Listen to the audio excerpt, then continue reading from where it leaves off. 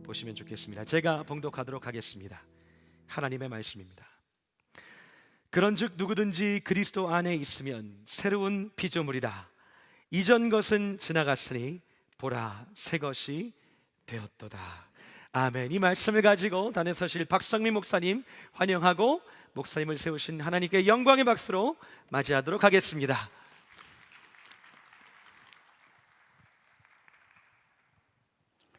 샬롬. 우리 한 분 한 분을 예수 그리스도의 이름으로 환영하고 축복합니다. 상황을 뛰어넘는 샬롬입니다. 사람들은 상황에 포로들이 많습니다. 힘이 들 때 낙심스럽습니다. 낙담이 됩니다.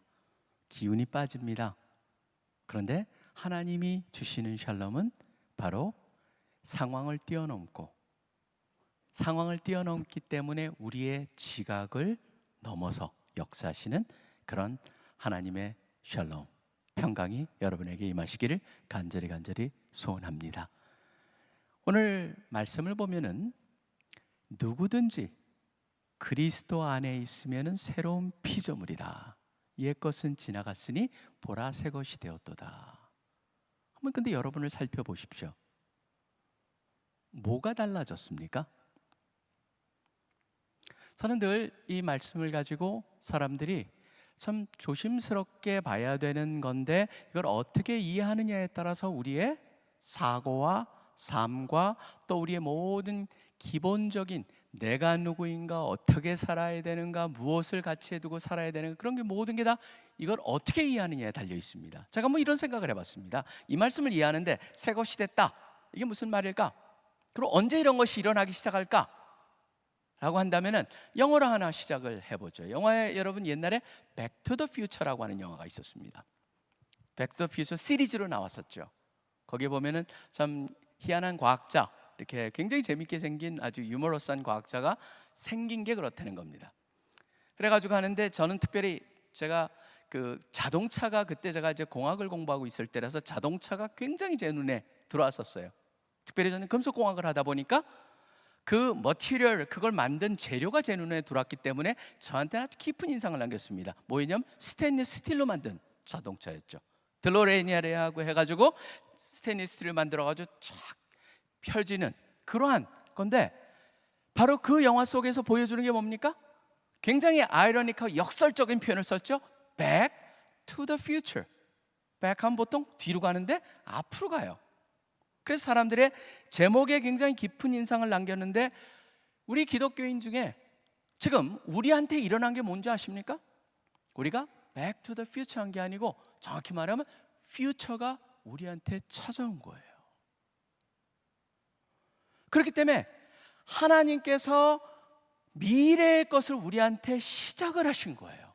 그런 면에 있어서 새롭게 된 건데, 그 순간이 교회 다니는 사람들이 이 말을 하면은 도대체 새로워진 게 무엇입니까? 라는 얘기를 합니다. 근데 저는 이걸 갖다가 어떻게 연결을 시켜볼까 늘 고민하면서 한번 이런 걸 봤습니다. 여러분 보시면은 마틴 부버라고 하는 사람이 있습니다. 마틴 부버라고 하는 사람은 원래 유대인으로, 근데 이 사람이 굉장히 기가 막힌 하나의 표현이 지금도 막 회자되고 가장 유명한 말 중에 하나는 바로 뭐냐면은, 누구랑 관계를 맺으려면은 거기에 가장 중요한 게 뭐냐면 인간 가운데 열린 마음이 가장 중요하다. 자, 그렇다면은 제가 이걸 가지고 언제 그런 경험을 할 수 있습니까? 언제 그 일이 일어납니까? 라고 한다면은, 교회에 다니는 많은 분들이 교회에서 목사님한테 설교를 듣습니다. 또 성경 공부를 참여합니다. 그러면서 우리가 생기는 게 있습니다. 뭐냐면 바로 지적 지식이 생기기 시작을 합니다. 하나님을 향한 지적 지식이 쌓아가는데, 지적 지식이 쌓아간다고 우리가 새 것이 되는 게 전혀 아니에요. 지적 지식을 향한 우리의 태도가 마틴 부버의 말을 표현을 따르자면은, 열린 마음을 가지고 그걸 받아들이기 시작할 때 어떤 일을 하는 줄 아십니까? 바로 저는 이걸 마틴 부버의 순간이라고 표현하고 싶은데, 마틴 부버가 이런 얘기를 합니다. 대부분의 우리 관계가 뭐냐면은 나와 그것의 관계예요. 그것이라고 하는 거는 다른 사람을 만날 때도 그 사람은 내가 목적이 있어서 만나고, 그 만남 자체가 뭐냐면 바로 기능적이거나 수단에 불과한 거예요. 그렇기 때문에 나랑 그것은 나랑 그것의 관계예요. 그런데 열린 마음을 가지고 그 사람하고 가까워지면서 이제는 관계적인 지식으로 바뀔 때 그걸 갖다가 마틴 부버는 I know라고 하는 표현을 썼습니다. 하나님과의 관계에서 나와 하나님. 그래서 우리 인간한테는 나와 당신이 되는 것이죠. 그것이 아니고 더 이상 그것으로 머물지 않고 당신이라고 하는 바로 뭐냐면 관계라는 것이 형성이 됩니다. 저는 언제 그러면 우리가 그 일이 일어납니까? 라고 한다면 바로 하나님에 대한 그런 지식이 쌓여가면서 어느 순간에 여러분, 어떤 사람은 예수님을 영접하면서 이것이 일어나기도 합니다. 근데 어떤 사람은 교회를 다니다가 어느 순간에 갑자기 이시 너로 바뀌어버리는 거예요. 중립적인 것듯이 바로 하나님으로 바뀌고 관계가 형성되기 시작하는 거예요. 관계가 형성되면서 우린 뭐가 됩니까? 드디어 새로운 피조물이 무엇인가 새 것이 되었다는 걸 느끼기 시작을 합니다. 저는 여러분 가운데 이것을 듣고 있고 또 여기 참여하고 계시는 모든 분들이 바로 하나님과의 관계적 지식이, 관계적이라고 하는 relational한 knowledge가 계속적으로 커가는 분들이길 간절히 소원하는 마음으로 얘기를 합니다. 하나님과의 관계, 바로 열린 자세로 우리가 하나님의 말씀을 듣고 하나님에 대한 이 모든 지식이 담겨 있는 성경 공부를 통하거나 성경을 통해서 받아들인 그런 걸 통해 가지고 하나님을 열린 자세로 갈 때 점점점 그분과 나의 관계를 통해서 우리가 그분을 알아가고 그분 가운데 성장하기 시작을 합니다. 자, 하나님의 새 것이 되었지만, 하나님으로 인해서 새 것이 되었지만 아직도 미래가 찾아왔기 때문에 아직 우리는 현재 속에 살아 있습니다. 그러다 보면 여기서 일어나는 게 있습니다. 저는 오늘 참 제가 아까 우리 여러 가지를 생각하게 됐는데, 아까 손 폴이라고 하는 그분의 걸 보면서 어떻게 하나님께서 이렇게 기가 막히게 모든 것을 연결해 가실까? 왜냐하면 어제 같은 경우에도 깜짝 놀란 게, 제가 다윗과 골리앗을 했는데 우리 전도사님이 다윗과 골리앗에 대한 설명을 하는 걸 보고 저는 이게 다 짜진 각본인 줄 알았어요. 근데 나중에 보니까 완전히 이게 제가 꼭 없다 그거 말한 거 있죠? 우연이었어요. 근데 오늘도 제가 핵심을 갖다 잡고자 하는 게 바로 뭐냐면 정체성이라는 거거든요. 근데 오늘 또 손 폴이라고 하는 이 폴 그분을 통해 가지고 또 정체성 얘기를 하는 걸 보면서 하나님께서 우리가 누군지를 정확히 알길 원하시나 보다라는 생각을 하게 됐습니다. 여러분, 우리가 누굽니까? 새로운 것이 되었다고 그러는데 무엇일까요? 여러분, 성경에 보면은 우리의 정체성을 알아가는데 하나님께 쓰신 비유들이 있습니다. 이 비유들을 하나하나 살펴본다면은 내가 어떻게 살아야 될 것인가를 보여주게 되는데, 성경에서 나오는 사람들과 하나님의 관계에서 하나님께서 가장 많이 쓰셨던, 그리고 가장 성경에서 깊이 나오고 예수님도 쓰셨고 하나님도 쓰셨던 하나의 표현이 있습니다. 사람들로 하여금 뭐라고 말하냐면 양이라고 말하고 있는 겁니다. 근데 여러분 보시면은 양 하면 딱 떠오르는 게, 맞아, 예수님은 선한 목자야, 여호와는 나의 목자시니, 그러면서 푸른 초장으로 인도하시고 막 그런 걸 생각하면서 굉장히 양 그거 참 괜찮은데, 여러분 그건 사실 양에 대한 곡해예요. 양을 알면 알수록 그 표현이 얼마나 자존심 센 사람한테는 기분 나쁜 표현인지 모릅니다. 왜 그러냐면요, 양은 모든 동물 중에서 가장 혼자 살 수 없는 동물입니다. 양은 자기가 뭘 먹을지 몰라서 먹을 대로 인도해 줘야지만 됩니다. 그리고 인도해줘도 그것이 푸른 초장이 아니면요, 거기에 독풀이 있어도 모르고 먹는 그런 존재예요. 구별을 못합니다. 양은요, 길을 잃어버리잖아요, 절대로 집 못 찾아옵니다. 양은 가장 의존해서 살아야만 되고, 양은 우리가 보기에는 하얀 양같이 지저분한 동물이 없습니다. 여러분 보시면은 길 잃은 양은 없습니다. 왜냐하면 존재할 수가 없습니다. 길 잃은 고양이, 길고양이는 항상 봐도 길에 혼자 살지만 얼마나 깨끗한지 몰라요. 맨날 핥고 있어요. 저는 고양이를 보면서 어떻게 저렇게 집 없는 고양이인데도 깨끗하냐. 근데 양은 완전히 반대입니다. 더럽습니다. 자기가 길도 못 찾아갑니다. 먹는 것도 제대로 못합니다. 혼자 할 수 있는 거 아무것도 없습니다. 다리도 되게 짧아가지고 쫓아오면 뛰지도 못합니다. 여러분, 양을 갖다가, 그렇기 때문에 양은 항상 뭐가 필요한 거예요? 인간은요, 목자가 필요한 거예요. 가장 중요한 건 뭡니까? 어떤 목자를 선택하느냐는 거죠. 저는 이 목자라고 하는 단어를, 양을 보면서 늘 느끼는 건, 하나님께서 왜 우리를 양이라고 부르셨을까? 그건 우리 모두한테 너희는 목자가 필요하다, 어떤 목자를 선택할래라고 하는 질문하고 연결이 되어 있다라고 하는 것이죠. 그러다 보니까 예수님께서 요한복음 10장에 보면은 양과 목자의 관계를 얘기하십니다. 그러면서 이런 말씀을 하십니다. 10장 27절에, 요한복음에 보면 27절부터 29절에 내 양은 내 음성을 들으며, 그러면서 좀 연결해서 나를 따르느니라. 내가 그들에게 영생을 주노니 영원히 멸망하지 아니할 것이요 또 그들은 내 손에서 빼앗을 수가 없느니라. 그들을 주신 내 아버지는 만물보다 크심에 아무도 아버지 손에서 빼앗을 수 없느니라. 예수님께서 그 목자, 그 앞에도 참 흥미로운 건, 여러분 시간만 있으면 구약하고 연결해서 보고 싶을 정도예요. 왜냐하면 나는 선한 목자라고 얘기하는데 그 앞에 정관사가 붙어 있어요. 바로 그 선한 목자다. 그 선한 목자가 뭐냐면 에스겔서 34장에 나오는 하나님께서 목자라고 부르시고 다윗을 목자로 보내겠다고 하는 그 목자, 바로 하나님이 약속하신 그 목자다. 그 목자는 양을 위해서 목숨을 버리는 목자다라고 얘기하고 있어요. 이 안에서 우리한테 가르쳐주는 것은 바로 뭡니까? 모든 사람이 목자지만 우리 믿는 사람들은 누구냐면 예수 그리스도를 목자로 좇는 자들이에요. 그게 바로 우리 믿는 사람의 특징이죠. 그분은 뭡니까?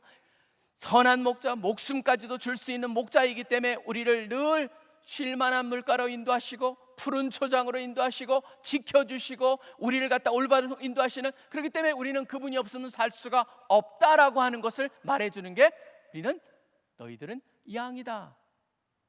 변화됐지만 바로 뭡니까? 새 것이 되었지만 뭐예요? 목자를 제대로 골랐다는 면에서 새 것이 된 겁니다. 그 다음에 두 번째, 또 하나 믿는 사람을 향해서 쓰는 표현 하나가 또 있습니다. 뭐냐면 우리 모두를 질그릇이라고 표현하고 있는 부분입니다. 질그릇이라고 표현하고 있는 부분은 고린도후서 4장 7절에 나옵니다. 우리가 이 보배를 질그릇에 가졌으니 이는 심히 큰 능력은 하나님께 있고 우리에게 있지 아니함을 알게 하려 함이라. 그 표현이 나옵니다.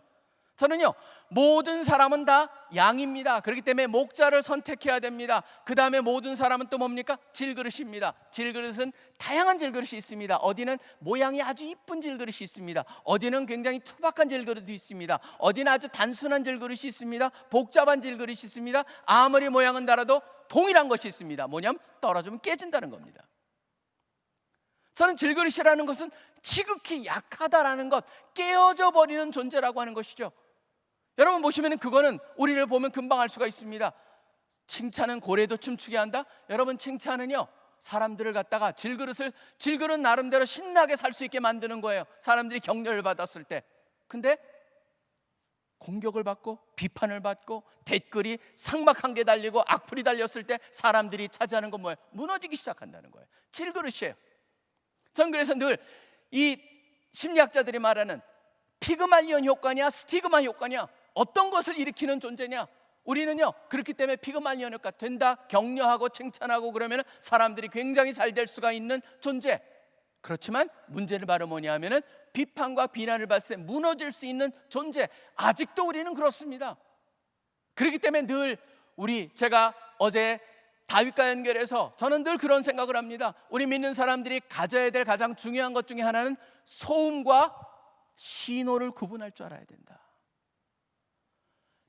불필요가 없는 말은 들어도 이쪽 귀로 통과시켜버리면 되고, 꼭 들어야 될 말을 들을 수 있는, 고를 수 있는 능력은 무지무지 중요한 것이죠. 누가 기준을 주십니까? 우리의 목자가 기준을 주시는 거예요. 우리가 질그릇입니다. 깨어집니다. 그렇지만 일반 질그릇하고 다릅니다. 여기 뭐라고 했습니까? 보배를 담고 있는 질그릇이에요. 그 보배는 뭐예요? 예수 그리스도를 향한 믿음이죠. 그 보배가 우리가 안에 잠겼습니다. 그렇기 때문에 우리는 무엇입니까? 특별한 질그릇이에요. 그런 면에 있어서 이쁘기 때문에 특별한 것이 아니고 그 안에 담긴 것이 있기 때문에 질그릇이 가치가 있다라고 하는 것이죠. 전 그렇기 때문에 이 보배를 담은 질그릇으로 우리는 어떻게 함부로 살 수가 없어요. 왜냐하면 질그릇임에도 불구하고 보배가 담겼기 때문에, 소중한 존재이기 때문에 결코 함부로 살아서는 안 된다고 하는 것이죠. 저는 보배를 담은 질그릇이기 때문에 우리는 제대로 살아야 될 동기부여가 된다. 바로 우리를 그렇기 때문에 목자가 필요하고, 그렇기 때문에 예수 그리스도와 같은 우리를 위해서, 양을 위해서 죽을 수 있는 선한 목자를 쫓는 그러한 양으로 우리는 살아야 되고, 그분을 계속 보면 살아야 되고, 그 다음에 질그릇이지만 깨어지기 쉽고 연약하지만 그 안에 담겨진 보배, 예수님을 향한 믿음이 담겨 있기 때문에 소중한 존재로서 우리가 이 세상을 살아가야 된다라고 하는 것을 말해주고 있죠. 그게 바로 우리 하나님과 우리의 관계 속에서의 인간과 하나님이라고 하는 것의 관계 속에 주어진 비유라고 할 수가 있습니다. 근데 제가 정체성을 이제 생각을 해보기를 원합니다. 바로 그런 속에서, 그렇기 때문에 우리가 정체성을 어떻게 잡느냐에 따라서 여러분 우리의 삶은 너무 달라집니다. 정체성이라고 하는 것이 요새 와서 저는 가장 커다란 우리 사회 이슈가 되고 있다고 생각합니다. 말은 안 합니다. 그렇지만 우리 지금 일어나고 있는 모든 게 다 정체성 문제입니다. 우리 어렸을 때부터 시작해서 과연 뭐 이렇게 거창한 질문하지 않습니다. 나는 누굴까? 그런 질문하지 않아요. 근데 사람들의 사고와 선택과 결정과 모든 것의 핵심의 밑바닥에 가보면 정체성이라는 게 있습니다. 정체성 한번 생각해 봅시다. 현대 시대를 살고 있는 정체성의 특징이 뭘까요? 나는, 여러분 누구세요? 라고 묻는다면 아마 여기에 다 연결이 될 겁니다. 누구세요? 그러면 한때는요, 자기 집안이 자신의 누구냐를 결정했습니다. 사실 우리나라 사람들이 성이 그렇잖아요. 성이 제일 먼저 옵니다. 그렇기 때문에 뭐냐면 저는 박씨 집안입니다. 박씨 집안 누구의 아들입니다. 그게 제 정체성이었어요. 어렸을 때는. 여러분도 마찬가지일 겁니다. 우리는 가장 그걸 중요하게 여겼었어요. 그러다 보니까 그 정체성 속에서 옛날에 가장 나오는 건, 그 집안에서 가장 사람들이 높게 평가하는 건 뭡니까? 효자, 효녀. 그게 바로 과거의 정체성의 핵심인 것이었습니다. 역할을 갖다 제대로 하느냐, 그것이 정체성이었어요. 근데 최근에 와서는 더 이상 집안 그런 게 아니에요. 뭘로 바뀌고 있습니까? 직업, 재물, 부자냐 가난하냐, 그 다음에 외적인 걸로 점점 바뀌고 있는 것을 보게 됩니다. 여러분 보시면요, 그걸 통해 사람들이 당신 누구예요? 그러면은 어떻게 소개해보라면 누구 회사 다니고 어느 학교 출신이고, 그런 걸로 자기 정체성이 거의 그게 정체성으로 나타나 있다라는 것을 보게 됩니다. 기독교인들도 마찬가지입니다. 사실은 그걸 벗어날 수는 없습니다. 우리는 어차피 어느 집안에서 태어난 거 우리가 선택을 한 것은 아닙니다. 그렇지만 태어나 있습니다. 그 다음에 공부를 하다 보니까 또 어느 학교를 들어갔고 학력이 어떻고 그러다 보니까, 그리고 또 자기가 선택한 얼굴은 아니지만 그걸 가지고 살아가는 거예요. 근데 세상을 한번 봐보세요. 세상에 보시면은 이게 주관하는 시대를 살고 있죠. 어떤 사람은 그걸 갖다가 뭐 3P라고도 얘기합니다.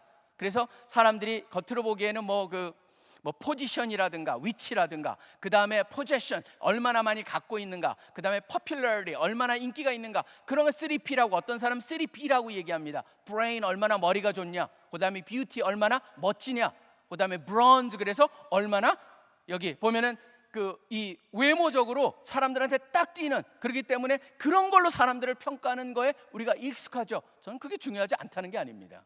우리 기독교회는요, 거기에 머물러 가지고 우리 정체성을 갖고 있는 한 이거는 굉장히 커다란 문제라고 하는 겁니다. 왜 그러냐면 제가 말씀드린 그러한 모든 것들은 지속되지 않습니다. 그러다 보니까 그 덴마크의 신학자면서 철학자죠, 소렌 키엘케골이라는 사람이 무슨 말을 하냐면, 바로 우리한테 주어진 하나님의 선물이죠. 어떻게 보면 다 선물이에요. 이게 생명도 선물이고, 이쁘다면 그것도 선물이고, 몸매가 이쁘다면 그것도 선물이고, 그 다음에 머리가 좋다면 그것도 선물입니다. 그런데 바로 뭐냐면 그 좋은 것을 갖다가 궁극적인 것으로 여겨버렸을 때, 바로 그것을 갖다 소렌 키엘케골은 뭐냐면 죽음에 이르는 병이라고 부릅니다. 왜 그러냐면 그거는 얼마 가질 않습니다. 여러분이 젊었을 때, 저도 여러분의 같은 때가 있었습니다. 저도 20대가 있었고 30대가 있었고, 그때도 잘생겼다는 얘기를 들었었어요. 근데 지금 제가 가끔가다 저의 모습을 보면은 옛날 모습 안 나타나요. 그러죠? 망가지고 있죠. 후퇴하고 있다라고 얘기를 합니다. 겉사람은 망가지고 있습니다. 당연합니다. 그리고 기억력도 옛날에 총명했습니다. 전화번호까지 여러 사람 걸 외웠습니다. 요새는요, 내 전화도 찍어봐야 돼요. 때로는요. 그게 바로 제가 자랑하던 그런 것들 다 망가지고 있다는 걸 느끼게 됩니다. 바로 뭡니까? 궁극적으로 세상에서 중요하게 여기던 것들이 무너지고 있다라고 하는 것이에요. 자, 그렇다면 우리의 정체성을 어디에 둬야 되느냐라고 하는 겁니다. 그게 바로 새로운 것이 되었다라고 하는 것의 가장 핵심적인 겁니다. 거기에 그냥 좋은 것이지만 그것에 근거해가지고 우리의 정체성을 놔둘 것이냐, 아니면 나는 어떤 존재냐. 바로 그렇기 때문에 이 세상에 살지만 미래가 우리한테 온 것이죠. 우리가 미래로 간 게 아니고 미래, 하나님께서 미래의 것을 이미 이 세상에서 맛보며 살게 만들었습니다. 바로 그러면서 쓰는 정체성에 가장 많이 나온 게 바로, 저는 어디로 가길 원하냐면요, 여길 가길 원합니다. 그 베드로전서 2장으로요. 베드로전서 2장이 보시면은 이 정체성을 갖다 연결하면서 저는 잠깐 그 전에 하나 언급하고 지나갈 거는 바로 요한복음 10장에 보시면요, 이렇게 얘기를 합니다. 목자와 얘기를 하면서 목자랑 연결해서 나는이라고 되어 있는데, 그러니까 결국 10장 3절에 보면 이렇게 얘기합니다. 목자는 자기 양의 이름을 각각 불러 인도한다. 여러분, 이름이 뭐예요? 정체성이에요. 하나님께서 우리 한 사람 한 사람을 부르세요. 그러고 나서 이사야서 43장 1절과 2절에 이 말씀이 있죠. 너는 두려워하지 말라, 내가 너를 구속하였고, 그 다음에 기가 막힌 표현이 납니다. 내가 너를 지명하여 불렀다. 이름을 불렀다는 거예요. 정체성이에요. 한 사람 한 사람을 갖다가 바로 하나님께서 때로는 무리도 하지만 그 무리 안에 여러분 하나를 갖다가 바로 불렀다는 겁니다. 불러서 부른 게 이름을 불렀기 때문에 뭡니까? 너 일로 와 이렇게 부르지 않습니다. 누구 이리 와로 불렀다는 것이죠. 그게 뭐냐면 그 사람을 정체성을 거기에 부여했다, 정체성을 인정했다, 정체성이 부여됐다, 이렇게 말할 수가 있습니다. 부르고 나서 그 새로운 정체성을 얘기하는데 바로 베드로전서 2장에 나옵니다. 베드로전서 2장에 보시면요, 9절부터 10절까지가 나오는데요, 사실 우리 예수 그리스도를 만나고 나서 정체성에 대한 가르침을 성경에 찾아보면 30개 이상을 찾을 수 있습니다. 근데 여기에 그 30개 이상 중에서 많은 것들이 여기에 몰려 있습니다. 여러 가지를 얘기하고 있지만 저는 한번 5개 정도로 한번 추려보려고 합니다. 여러분, 이걸 갖다가 생각을 해보셔야 돼요. 지금 여러분이 갖고 있는 이미 주어진 것, 여러분이 이루어 놓은 것, 그것을 갖다가 가지고, 이것을 가지고 그것을 제대로 포장해야지만 이 세상에서, 현재에서 미래의 것을 누리면서 즐기면서 그것을 갖다 의미를 부여하면서 제대로 살 수가 있습니다. 자, 베드로전서 2장 9절과 10절을 보면 이렇게 되어 있습니다. 너희는 택하신 족속이요, 왕 같은 제사장들이요, 거룩한 나라요, 그의 소유가 된 백성이니 이는 너희를 어두운 데서 불러내어 그 기이한 빛에 들어가게 하신 이의 아름다운 덕을 선포하게 하려 하심이라. 너희가 전에는 백성이 아니더니 이제는 하나님의 백성이요, 전에는 긍휼을 얻지 못하더니 이제는 긍휼을 얻은 자니라 라고 되어 있습니다. 우리는 너무나 많이 봤기 때문에 쓱쓱쓱쓱 지나갑니다. 여러분, 이거를 하나하나 언팩, 한번 자세히 풀어볼 필요가 있습니다. 왜냐하면 굉장히 강조점들이 몇 군데 있습니다. 첫째는 뭐라고 되어 있습니까? 택하신 족속이라는 거예요. 여러분, 이 택하다, chosen 됐다, 이게요 엄청난 표현이죠. 선택되었다, 선택을 받았다. 여러분, 연말 되면 뭘 합니까?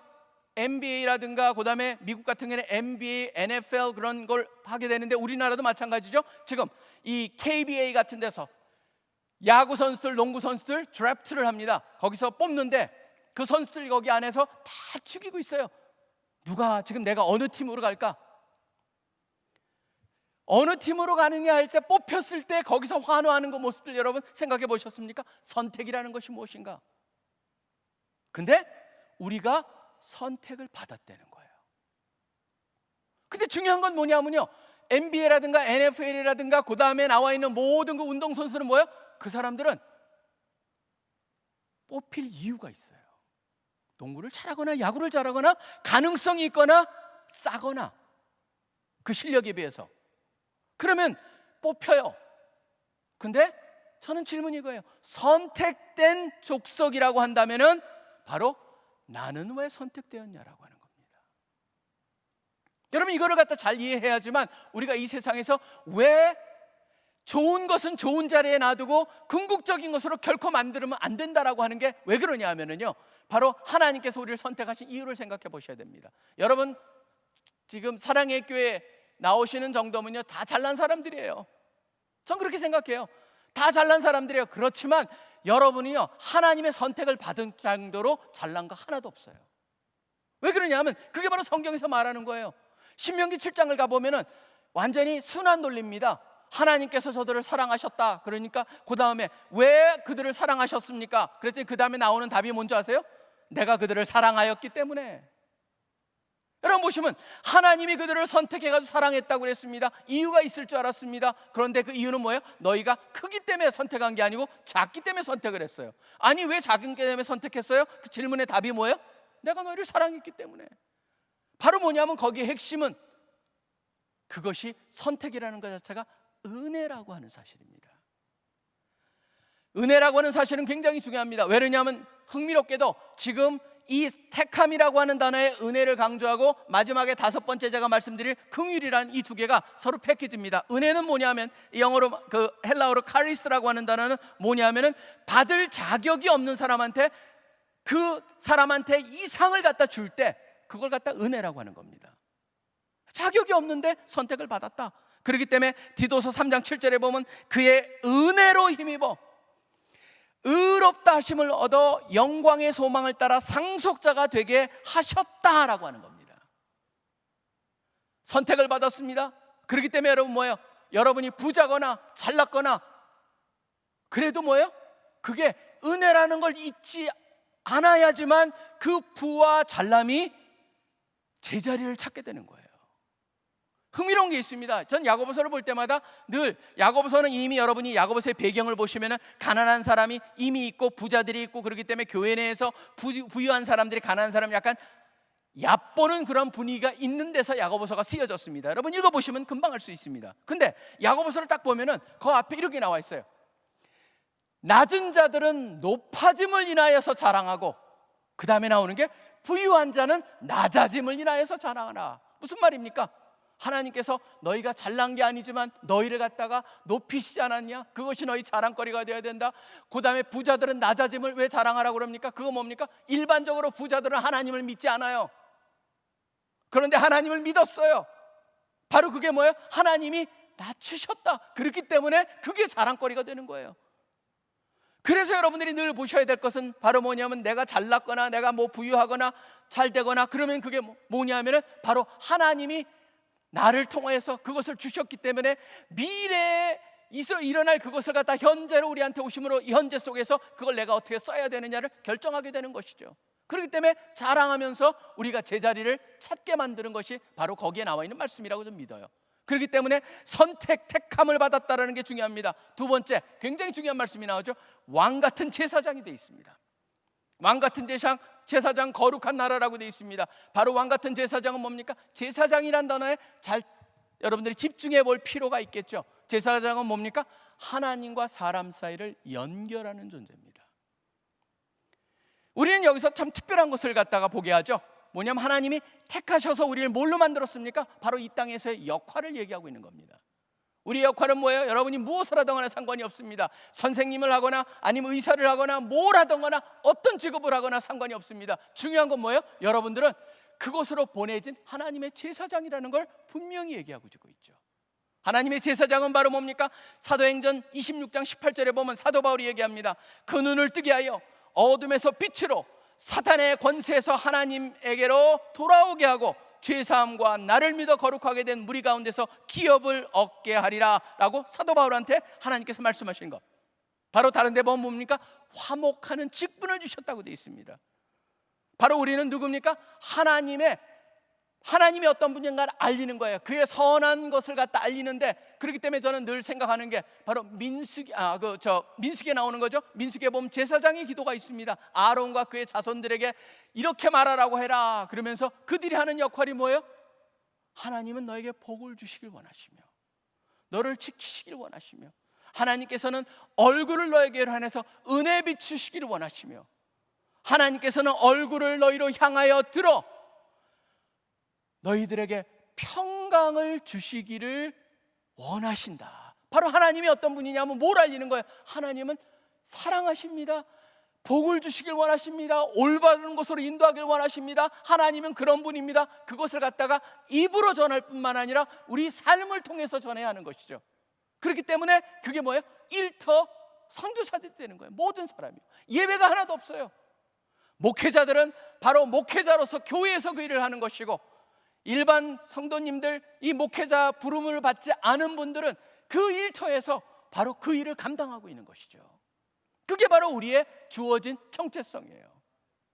그 다음에 한번 세 번째를 보시기 바랍니다. 세 번째 보시면 이렇게 되어 있습니다. 그의 소유가 된 백성이라고 되어 있습니다. 하나님의 소유가 됐어요. 전 여러분 이게 또 기가 막힌 겁니다. 아까 제가 선택이라는 것을 강조했습니다. 선택이라고 하는 것, 소유는 더 기가 막힙니다. 소유라고 하는 것은, 여러분 소유물의 가치는 누구에 의해서 결정되는 줄 아십니까? 똑같은 물건이 누가 가지고 있냐에 따라서 가격이 다 달라져요. 누가 가지고 있느냐. 그러니까 똑같은 나이키 신발인데 르브론 제임스가 신었을 때는 가격이 달라지는 거예요. 지금 보시면 여러분이 좋아하는 농구 선수 마이클 조르단 같은 사람이 신었던 신발, 그 사람의 땀내가 묻어 있을수록 더 비싸져요. 그거는요. 신기하지 않습니까? 동일한 것인데 바로 누가 소유했느냐에 따라 가치가 달라진다. 하나님의 소유가 되었다는 건 뭡니까? 바로 우리가 아무리 별 볼 일 없더라도 하나님의 소유가 됐을 때 우리의 가치가 달라진다는 것이죠. 하나님의 소유입니다. 주인이 평범한 것에 가치를 더합니다. 그렇기 때문에 여러분이 기억하셔야 될 것은 바로 뭐냐면, 나는 굉장히 대단한 사람이야가 아니죠. 나는 가치 있는 사람이야. 내가 대단하기 때문이 아니고 하나님께서 나를 갖다가 선택하셨고 그의 소유로 만들었기 때문에 거기에 가치가 있는 거예요. 내 가치가 바로 하나님의 소유가 되었기 때문에 가치가 있는 거예요. 그걸 갖다 늘 기억하며 살아야 되겠죠. 신명기 7장 6절에 이렇게 되어 있습니다. 제 이름이 여기에 나옵니다. 너는 여호와 네 하나님의 성민이라. 제가 이 글을 좋아합니다. 네 하나님 여호와께서 지상 만민 중에 너를 자기의 기업으로 택하셨으니, 택해가지고 하나님의 소유로 만들었다고 되어 있죠. 소유는요, 소유의 가치는 그 누구한테 속해 있느냐인데 또 가치가 또 결정되는 게 있습니다. 그 가치는요, 그것에 대해서 얼만큼 지불하기로 의향을 가지고 있느냐에 따라서 그 물건의 가치가 결정이 됩니다. 제가 기가 막힌 걸 옛날에 한번 봤습니다. 여러분 보시면은 런던에 가면은 거기 옛날에 그러니까 발전소였죠. 버려진 발전소였습니다. 그걸 갖다 바꿔가지고 아마 그때가 2000년인가요? 그때쯤 연 박물관 하나가 있습니다. 이거 미술관이죠. 그러니까 테이트 현대미술관인데요. 그 현대미술관에 가보면은 참 여러 가지로 굉장히 독특한 것들이 많이 전시되어 있는데, 그 중에 하나가 피에로 만초니라고 하는 사람의 작품 하나가 있습니다. 깡통입니다. 근데 여러분 내부는 볼 수가 없습니다. 내 안에 뭐가 담겨져 있는지 알고 있는데요. 그 통조림 하나가 들어있어요. 통조림 하나가 전시가 되어 있습니다. 그 통조림의 제목은 뭐냐면 예술가의 똥입니다. 예술가의 똥. 이게 무슨 말일까? 피에로 만초니라고 하는 사람은 원래 전임 미술가입니다. 예술가인데 전임 예술가로 뭔가 이상한 작품을 만드는데, 아버지가 맨날 보면 자기 아들이 만들어 놓은 거 보면 이상한 거 만들잖아요. 그러니까 네 작품은 똥이야 그랬어요. 그랬더니 이 사람이 거기서 아이디어를 얻었어요. 뭐랬냐면 자기 똥을 30g씩 나눠가지고 그걸 갖다가, 자기 아버지가 통조림을 만드는 회사거든요. 그러니까 거기다가 30g씩 집어넣습니다. 집어넣어가지고 99개인가를 만들어요. 99개를 만들면서 30g씩 해가지고 여기에 보면 앞에 썼습니다. 아주 신선한 것을 잘 보존했다라고 썼습니다. 그리고 거기다가 그 수출을 하려고 그랬는지 유럽에 있는 4개 메이저 언어로 다 썼어요. 영어, 불어, 그 다음에 독어, 이태리어, 이런 식으로 해가지고 4개 언어로 다 써가지고 그걸 갖다가 가격도 금 30g에 해당하는 가격을 딱 붙여가지고 그걸 했어요. 근데 어떤 일이 일어난 줄 아세요? 그 중에 하나가 지금 테이트 현대미술관에 있고, 그 다음에 2016년에 그 중에 69번째 이 사람의 만초니의 이 통조림 하나, 통조림이요, 얼마에 팔렸는 줄 아십니까? 경매에 나와가지고 4억 원에 팔렸어요. 이 세상에 가장 비싼 똥일 겁니다. 제가 그걸 보면서 딱 느꼈던 게 뭔지 아세요? 그 가치가 진짜 저한테는 아무 가치가 없고 근처도 가고 싶지 않은 건데 어떤 사람한테 4억 원을 내요. 그거를 우리랑 연결해 보면 뭡니까? 여러분의 가치는 얼마나 큰 줄 아세요? 예수 그리스도가 자기의 목숨을 낸 존재들이에요. 그게 우리의 가치예요. 전 그렇기 때문에 하나님께서 우리가 하나님의 소유가 되었고 그 소유가 되기 위해서 하나님께서 지불하신 액수가 어떤 것인가, 그걸 생각해 본다면 여러분 우리는 어떻게 살아야 될까요? 저는 이게 늘 우리가 생각하는, 나는 선택을 받았다, 나는 이 세상에 보냄을 받아서 내가 어디 있든지 바로 하나님이 어떤 분인가를 알려야 되고, 나는 하나님의 소유로서 하나님한테 소유되었기 때문에 나는 그 자체가 나한테는 엄청난 가치가 되고, 예수 그리스도께서 목숨을 바쳐서 죄가 없는 분인데 죄로 되셨고 저주를 받으셔가지고 저주가 되셔서 죽음에 처하셔서 우리가 그 저주가 우리한테는 축복이 되도록 만드셨다. 바로 그게 성경에서 말하는 복음의 진수가 아닙니까? 여러분, 그렇다면 얼마나 우리가 귀한 존재인가를 보게 됩니다. 그 다음에 네 번째는 하나님의 백성이라고 되어 있습니다. 저는 하나님의 백성이란 말은요, 간단히 말하면 뭐냐면 하나님의 가족이 되었다는 겁니다. 바로 뭐예요? 우리 아무것도 관계없는 사람들이었어요. 사실 우리는요 관계가 없는 사람들이에요. 근데 예수 그리스도를 믿고 하나님이 하나님의 백성으로 부른 순간부터 뭐가 됐습니까? 하나님의 가족이 되었어요. 우리가 서로를 형제 자매라고 불러요. 우리만 부르는 게 아니에요. 예수 그리스도도 우리를 뭐라고 합니까? 히브리서 2장 11절에 보면 거룩하게 하시는 이와 거룩하게 함을 입은 자들이 다 한 근원에서 난지라. 그러므로 형제라 부르시기를 부끄러워하지 아니하시고. 예수님이 우리의 형제예요. 우리가 가족이 되었다는 거예요. 마지막으로 뭐라고 되어 있습니까? 아까 제가 시작을 뭘로 시작했어요? 선택받았다는 건 은혜라는 개념이라고 했습니다. 여기는 뭐예요? 긍휼을 받은 자라고 했습니다. 긍휼이란 단어는 뭐냐면요, 벌을 받아야 되는데 벌을 주지 않은 것, 바로 그게 바로 긍휼입니다. 긍휼을 받았다는 건 뭐예요? 우리가 거기에 해당하는 죄에 대한 해당의 심판과 그것을 갖다가 우리가 지불해야 되는데 그거를 지불을 안 해도 되게 됐다는 겁니다. 그렇기 때문에 뭐예요? 담대하게 하나님 앞에 나아갈 수 있는 존재들이 되었다는 것이죠. 여러분, 특권 중에 특권이에요. 너무나 이것을 쉽게 우리가 여기는데요, 유대인들은요 심지어 하나님이라는 이름도 못 불러요. 그렇기 때문에 유대인들은 God, 우리는 뭐 편하게 막 그게 그 God 그래가지고 무슨 그룹 이름까지 돼버렸는데, 유대인들은요 G/D라고 써요. God. 그 다음에 심지어 우리는 여호와니 야훼니 부르는데 그들은 그 이름을 쓸 수가 없어요. 오히려 성경을 쓰다가도 그 이름만 오면은 그 앞에 쓰던 붓을 갖다가 다 부러뜨리고 가가지고 목욕제게 하고 와서 거기다가 쓰기는 야훼인데 읽을 땐 아도나이라고 읽어요. 주님이라고 읽는 거예요. 그 정도로 하나님하고 두려워하고 그런 게 있는데, 우리는 뭐야? 하나님 막 곰인형 안듯이 가서 하나님에 안기는 그런 존재잖아요. 여러분, 그게 우리가 생각해야 될 건 바로 뭐냐면요, 우리가 긍휼을 받은 자이기 때문에 더 이상 하나님이 두려운 존재가 아니죠. 바로 여기에 나와 있는 우리의 특권들이 뭐예요? 너무너무 대단한 것이라고 하는 겁니다. 그렇기 때문에 여러분들이 생각하신다면 이 세상에 지금 현재 미래가 우리를 찾아왔습니다. 하나님께서 예수 그리스도를 통해서 미래에 온전히 우리한테 일어난 걸 현재 이미 경험케 하시는 이런 것이 바로 우리의 정체성이에요. 그 정체성이 여러분의 지금 현재의 정체성을 둘러싸고 그것을 인도해야 되는데, 우리는 이거는 별개고, 이건 교회에 오면은 이거를 갖다 강조하고 세상 나가면 세상 거를 쫓아다니는 그런 사람들이 되면 곤란합니다.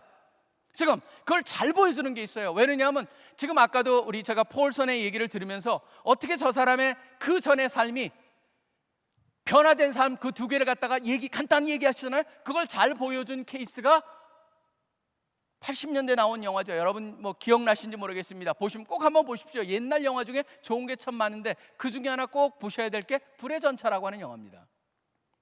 Chariots of Fire라고 하는 이 영화 자체는 두 사람을 그려주고 있습니다. 1924년 실화입니다. 왜냐하면 거기에 나오는 주인공은요 나중에 중국 가서 죽어요. 샨퉁 컴파운드라는 데 거기서 잡혀가지고 나중에 죽습니다. 선교사로 가가지고. 근데 그 두 사람 중에 하나가 에릭 리더리라고 하는 사람하고 해럴드 에브람이라는 사람 얘기가 나요. 그 두 사람들이 주인공입니다. 해럴드 에브람을 여러분 보시면 전형적으로 이 세상 속에서 세상이 말하는 그 안에 정체성을 가지고 그것이 자기가 존재하는 이유라고 사는 사람의 모습을 보여주고 있습니다. 뭐냐면 바로 달리기 선수예요. 유대인이에요. 유대인이고 그러니까 항상 보면은 손가락질을 받습니다. 조롱을 받습니다. 그렇기 때문에 이 사람은 안에 갖고 있는 자기의 정체성은 얘가 달리기를 통해서 쟤네들을 이겼을 때 내가 존재하는 이유가 된다. 그래가지고 늘 보면은 바로 10초 정도 주어진 100m 달리기에서 한 1m 조금 넘은 그 폭을 갖다가 전력 질주해서 그 사람은 얘기합니다. 바로 이 주어진 10초가 내 존재를 갖다가 정당화하는 시간이다. 그렇게 살아요. 그렇기 때문에 보시면요, 실질적으로 1924년에 파리 올림픽에 가서 이 사람이 100m에 우승을 합니다. 근데 여러분, 우승하고 나서도 이 사람 얼굴에는 웃음이 없어요. 왜냐하면 우승을 해도 허탈해요. 그게 바로 그것을 위해서 이 사람은 살아요. 허탈해요. 근데 거기 에릭 리들이라고 하는 사람은 100m에 나가려고 하다가 나가지 않습니다. 왜냐하면 주일이기 때문에. 그래가지고 연습도 하지 않고 대강 연습한 다음에 400m를 나가서 400m로 우승을 합니다. 근데 해롤드를 보면서, 에릭을 보면서 이런 얘기를 합니다.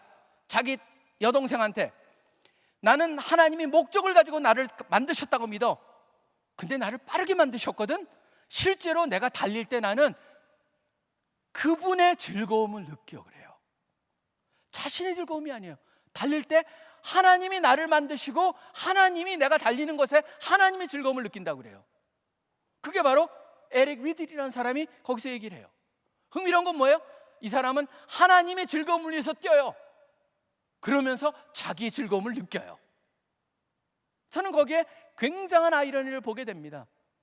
결국 이 사람은 나중에 중국 선교사로 가서 거기서 죽임을 당합니다. 그런데 그 안에서 산퉁이라고 하는 그 수용소에 갇혀가지고도 수많은 사람들한테 영향력을 주고 죽임을 당하고, 그 산퉁 컴파운드라고 여러분 책에 보시면요, 완전히 다른 사람이 쓴 건데 그 사람이 그 안에서 한 사람, 저 사람은 진짜 특별한 사람이다 해가지고 그 안에 내용이 나와요. 그게 누구냐면 바로 에릭 리들이라는 사람입니다. 제가 그걸 보면서 느끼는 건 바로 뭐냐 하면은, 내가 누구이고 내가 어떻게 살아야 되고 무엇 때문에 살아야 되는가 분명할 때 이렇게 행복할 수가 있구나라는 걸 보게 됩니다. 마크 트웨인이라는 사람이 유명한 말을 남깁니다. 모든 인간한테는 두 날이 제일 중요하다. 중요한 두 개의 날이 있다. 한 날은 뭐냐면은, 재밌게도 여러분 생일이라고 말합니다. 왜냐하면 여러분이 존재하려면 그게 있어야지 존재하니까. 가장 중요한 날 중에 하나죠. 근데 또 하나 중요한 날이 있습니다. 그 중요한 날이 뭔지 아십니까? 여러분이 왜 태어났는가를 발견하는 날입니다. 그게 그렇기 때문에 가장 중요한 두 개의 날이라고 하는 것이죠. 그걸 갖다가 우리가 소명이라고 거창하게 말을 하고 그럴 필요도 없습니다. 저는 사실 무엇을 하던가에 그렇게 중요하지가 않다고 생각합니다. 무엇을 하느냐보다 더 중요한 건 왜, 어떻게 하느냐가 더 중요한 질문이 되는 것이죠.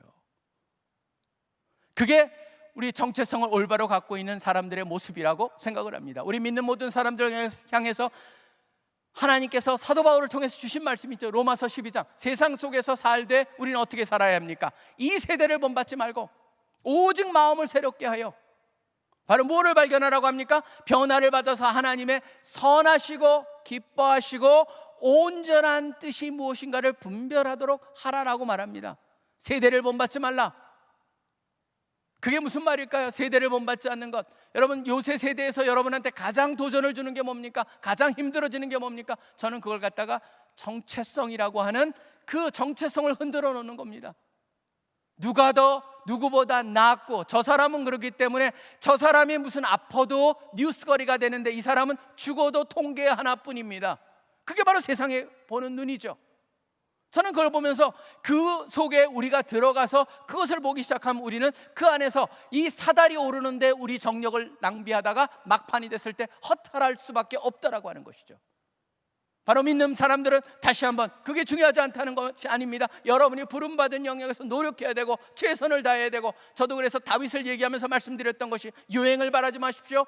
철저하게 자기가 하는 것은 훈련하십시오. 그렇지만 중요한 건 뭐냐면은, 그것이 여러분의 성공을 위해서 그것의 목적이 돼가지고 이걸 통해 가지고 내가 글을 잘 쓴다 그러면 더 멋진 글을 쓰겠다라는 것이 여러분의 인생의 목표가 되어버리는 순간 여러분은 언제든지 그것에 다다를 수도 없고, 왜냐하면 거기 갔다면 더 잘 쓰는 사람이 눈에 보이기 시작합니다. 결코 다다를 수 없습니다. 불행할 수밖에 없습니다. 그러한 덫에 빠져가지고 헤매서 수렁 속에 들어갈 것이냐? 아니죠. 오히려 저는요, 그 일을 갖다가 하면서도 즐길 수 있는 것, 그것이 바로 소명이라고 하는 눈에서 찾을 수 있다라고 하는 것이죠. 여러분 보면 빅터 프랭클이라는 사람이 있습니다. 빅터 프랭클이라는 사람을 제가 좋아하는 거는, 그 사람은 유대인으로 유대 그 수용소에 갇히죠. 유대 수용소에 갇혀가지고 이것저것을 수용소를 다니는데 가장 잔인한 곳이죠. 많은 사람이 죽었다는 아우슈비츠에서도 살아남았던 사람입니다. 그 사람이 자세히 살펴봤습니다. 수용소에 갇히면서 사람들이 그런 어려움 속에 갇혔을 때 어떻게 사람들이 반응을 하나, 나중에 자기가 분석을 해가지고 쓴 거죠. 보통 4종류의 반응이 나옵니다. 첫 번째는 굉장히 선량한 사람이었어요. 그런데 그런 어려운 상황에 던져지니까 어떻게 변하는 줄 아세요? 굉장히 포악해져요. 그리고 막 그 간수한테, 독일군한테 가서 그 일러 바치는 그런 사람으로 변하기도 하는 걸 봤어요. 그런 사람이 어려운 상황과 그런 속에서 어떻게 반응하느냐. 두 번째는 어떤 사람이 나오냐면은 포기해버려요. 그러니까 이 사람은 가스 체인버에 들어가기 전에 이미 그 전에 죽어요. 자기가 포기해버리는 거예요. 어려운 상황이 되니까 포기해버리는 사람이 있으면, 어떤 사람은 세 번째는 막연한 기대를 갖고 있어요. 잘 될 거야, 다시 원상복귀 될 거야, 나는 살아서 나갈 거야, 내가 잃어버린 거 다 복귀될 거야. 그런 사람 중에 그런 기대가 있는 사람이 살긴 살았는데요, 그런 사람들이 나중에 살고 났는데 원상복귀가 안 되거든요. 그러니까 이 사람은 치명적인 방법을 통해서 자기의 목숨을 버리는 걸 봤습니다. 네 번째 사람을 보면서 이 사람이 거기서 굉장히 중요한 교훈을 깨닫습니다. 네 번째는 어떤 사람이냐면은, 실질적으로 눈에 보이는 우리 주위에 있는 물리적인 것이 아니고 이 세상에 존재하지 않는 뭔가를 보면서 거기에 소망을 갖고 있던 사람들은 다 살아남는다는 거예요. 그 사람이 누구였냐면, 그런 예 중에 보면 이런 사람도 있습니다. 자기 부인이 먼저 죽었습니다. 먼저 죽었기 때문에 저 위에서 나를 보고 있을 거야, 내가 나를 보고 있는 저 부인을 내가 실망시킬 수 없어. 그러면서 소망을 갖고 있던 사람들은 살아남는 것을 갖다가 이 사람은 보게 됩니다. 그러면서 이 사람이 거기서 만든 두 가지 연결되어 있는 개념입니다. 뭐냐면, 어떤 상황이 돼서 모든 걸 뺏어가도 나한테 뺏어갈 수 없는 것 하나가 있다. 그건 뭐냐면, 내가 선택할 수 있는 자유.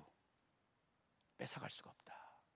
그리고 선택할 수 있는 자유 중에서 가장 중요한 것은 뭐냐면, 뭐를 선택했을 때 살아남냐면, 결국은 삶에 있어서의 의미를 붙잡고 그것에 관계된 선택을 하는 것의 중요성을 이 사람은 거기서 발견을 하게 된다는 겁니다. 그래서 빅터 프랭클을 생각할 때 늘 여러분들이 기억하셔야 될 건, 내가 왜 이 세상에서 존재하지? 하나님께서 나를 선택하셨기 때문에 그것이 나의 이 세상에서 내가 살아가는 삶의 의미에 무엇을 주지? 어떤 면에서 어떻게 주고 있는가? 각자가 늘 그거를 생각하시면서 거기서 답을 찾아내셔야 돼요. 결국은 맞습니다. 장폴 사르트르가 말했듯이 결국 인생은 뭡니까? B와 D 사이의 C라는 것이죠. 탄생과 죽음, birth와 death 사이의 C, 초이스로 만들어졌다. 초이스를 할 수 있는 자유가 우리한테 주어져 있다. 세상이 뭐라고 그래도 상관없습니다. 결국은 자유가 우리한테 주어져 있습니다. 오늘 봉독한 말씀으로 한번 돌아가 봅니다. 거기에 보면 새로운 피조물이 되어 있습니다. 옛날 것은 지나갔다고 했습니다. 새 것이 되었다고 했습니다. 제가 그것을 갖다가 미래가 우리를 찾아왔다고 했습니다. 전제 조건 하나가 있습니다. 바로 뭡니까? 예수 그리스도 안에 있을 때입니다. 굉장히 사도 바울이 사실은 이 제일 좋아하는 표현이에요. 가장 많이 쓰는 겁니다. 엔 크리스토라고 해서 그 안에 예수 그리스도 안이라고 하는 요 전치사 하나가 굉장히 엄청난 의미를 함축하고 있습니다. 예수 그리스도 안에 있다라고 하는 게 뭡니까? 거기에 답이 있고 근원이 되시고 모든 것에 모든 것이 되신다라고 하는 것을 말하고 있는 거예요. 그걸 통해서. 그렇기 때문에 우리 CC에서는요, 우리가 늘 하는 게 있습니다. 힘들 때 하는 것, 우리가 갖다 그걸 백문일답이라고 합니다. 모든 질문의 답은 예수 그리스도라고 하는 것이죠. 지금 내가 힘이 듭니다. 그러면 질문을 던져봅니다. 하나님, 왜 내가 힘듭니까? 그러면 답은 뭐예요? 예수 그리스도입니다. 그게 바로 뭐예요? 예수 그리스도로 다시 초점을 맞추고 내가 힘듦을 갖다 이기시는 힘을 공급해 주시는 분이 예수 그리스도. 내가 왜 힘이 들 뿐만 아니라 하나님, 나의 미래는 무엇입니까? 그러면 답이 뭐예요? 예수 그리스도예요. 우린 그걸 외쳐요. 그래서 백문일답이에요. 여러분이 이거 한번 해보세요. 힘이 납니다. 여러분이 어떤 상황에 처하든지 간에 힘이 들어요. 하나님 왜 힘들어요? 하나님 힘들어요. 어떻게 도와주세요? 그러면 거기에 답은 뭐예요? 예수 그리스도예요. 예수 그리스도가 답이 됩니다. 예수 그리스도를 외치면서 거기에 답이 되는 이유는 뭐예요? 예수 그리스도 안에 있을 때 새로운 피조물이 되는 겁니다. 옛것은 지나갑니다. 새 것이 됩니다. 미래에 하나님께서 우리를 온전히 만들고자 하는 그것을 갖다 현재부터 경험하기 시작한다라고 하는 것이죠. 그 때문에 여러분, 우리가 상황의 포로가 되지 맙시다. 상황의 포로가 되는 건 너무나 안타깝습니다. 상황의 포로가 된다라고 하는 것은 결국 세상의 문화 속에 들어가 버린 겁니다. 세상의 문화가 우리를 주관할 수가 없습니다. 왜 그러냐면 우리는 새로운 피조물 예수 그리스도 안에 있을 때, 그렇기 때문에 우리는 예수님을 나의 목자로, 그 다음에 예수님을 향한 믿음을 담은 보배로 소중하게, 하나님의 선택받은 민족으로, 그 다음에 하나님께서 나를 선택하셨을 뿐만 아니라 그 다음에 나를 갖다가 각자 모든 영역 속에 다양한 모습으로 제사장이라는 그런 임무를 부여해서 보내주셨고, 그 다음에 그분의 소유가 되셨고, 그분의 소유가 되기 위해서 그 엄청난 가격을 지불하셨고, 그것이 나의 가치를 얘기하고 있을 뿐만 아니라 하나님의 가족이기 때문에 우리가 그 안에서 서로 형제됨, 형제자매로서 우리가 서로를 갖다가 세워주고 함께 일하면서 하나님의 나라를 이뤄갈 뿐만 아니라 더 이상 정죄함이 없기 때문에 이 mercy라고 하는 자비와 긍휼을 경험한 자이기 때문에 더 이상 두려움과 죄책감도 없이 하나님 앞에 담대히 나가서 하나님 도와주세요, 바로 그때 외치는 게 뭐예요? 예수 그리스도입니다. 예수 그리스도를 우리가 외치면서 그 하나님의 능력을 경험하시면서 여러분의 보냄을 받은 영역 속에서 우리가 살기를 소원합니다. 여러분, 제가 첫날에는 사람 전체를 한번 봤었습니다. 인간들이 어떤 존재인가를 보면서 접근했었습니다. 둘째 날은 바로 다윗이었습니다. 다윗이라고 하는 한 사람 모델하는 새 접근했습니다. 바로 오늘은 뭐였습니까? 나라는 데 초점을 맞춰봤습니다.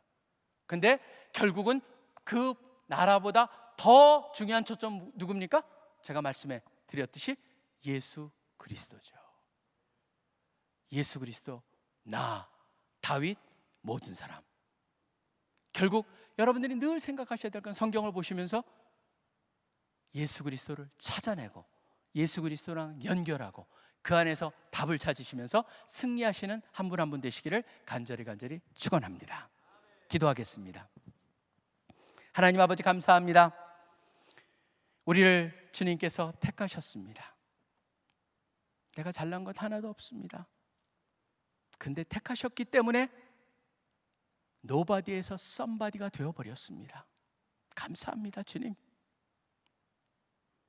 우리 각자를 하나님과 인간 사이에 제사장으로 불러주셨기에 우리가 어떤 역할을 되든 간에 나를 선택해 주신 그 하나님을 자랑하는 그런 삶을 살도록 불러주신 것 감사합니다. 부끄러워하지 아니하고 주님이 기뻐하시는 모습으로, 아름다운 모습으로, 하나님을 닮은 모습으로 하나님을 전할 수 있는 우리 모두 되게 하여 주시옵소서. 우리 모두가 하나님의 소유가 되었습니다. 우리가 소유가 될 때 하나님께서 엄청나게 어느 것과도 비교할 수 없는 어린 양의 그 귀한 피라고 하는 가치를 따질 수 없는 엄청난 것으로 우리 한 사람 한 사람을 가치를 지불해 주셨고, 그것이 우리의 가치가 되었습니다.